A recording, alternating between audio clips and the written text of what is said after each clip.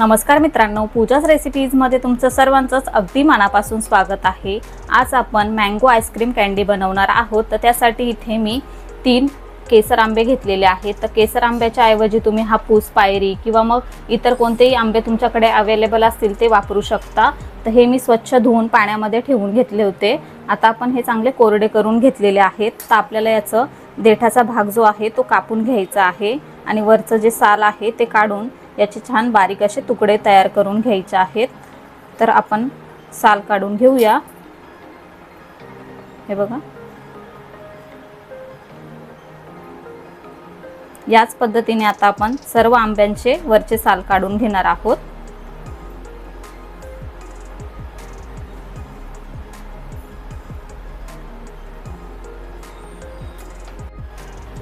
तिन्ही पण आंब्याचे साल आपण काढून घेतलेले आहेत। आता आपण हे कापून घेणार आहोत।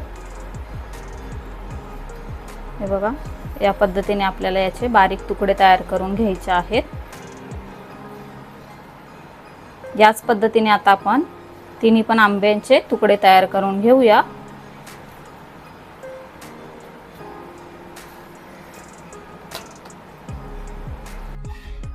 इथे सर्व आंब्याचे तुकडे तयार करून झालेले आहेत। आता आपण हे एका मिक्सरच्या भांड्यामध्ये काढून घेऊया।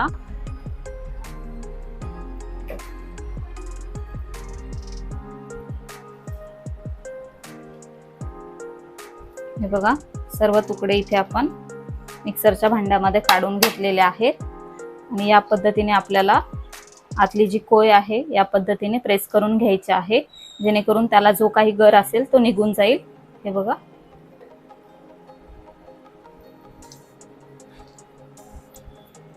यामध्येच आता आपण अर्धा कप इतकी साखर काढून घेणार आहोत आणि अर्धा कप इतकं पाणी।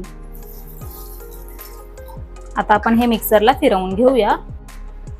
इथे आपण मिक्सरला बारीक फिरवून घेतलेला आहे। हे बघा, आता आपण हे आईस्क्रीमच्या मोल्ड मध्ये काढून घेऊया।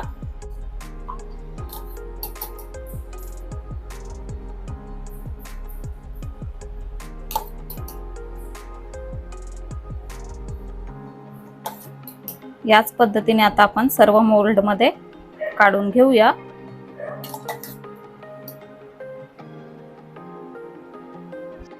सर्व मोल्ड मध्ये आपण आंब्याचा रस काढून घेतलेला आहे। थोडंसं टॅप करून घेऊया, जेणेकरून हवा तयार झाली असेल तर ती निघून जाईल आणि या पद्धतीने वरतून आपण त्याचे स्कूप जे आहेत ते लावून घेणार आहोत।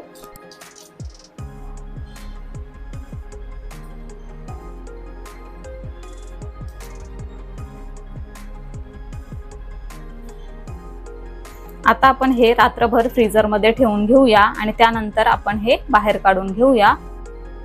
इथे आपली मँगो आईस्क्रीम कँडी रात्रभर मस्तपैकी सेट झालेली आहे। आता आपण यामधलं एक काढून घेणार आहोत। इथे मी ग्लास मध्ये नॉर्मल टेम्परेचर वरच पाणी घेतलेलं आहे। यामध्ये आपण अगदी 5 ते 10 सेकंद साठी असं डीप करून घेणार आहोत, जेणेकरून ते इझिली निघेल।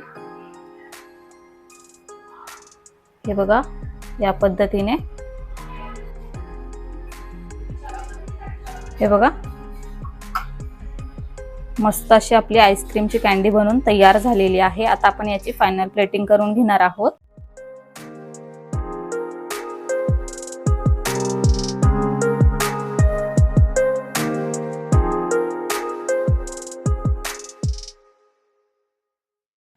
तर अशा प्रकारे इथे आपली यम्मी आणि टेस्टी मँगो कँडी बनवून तयार झालेली आहे।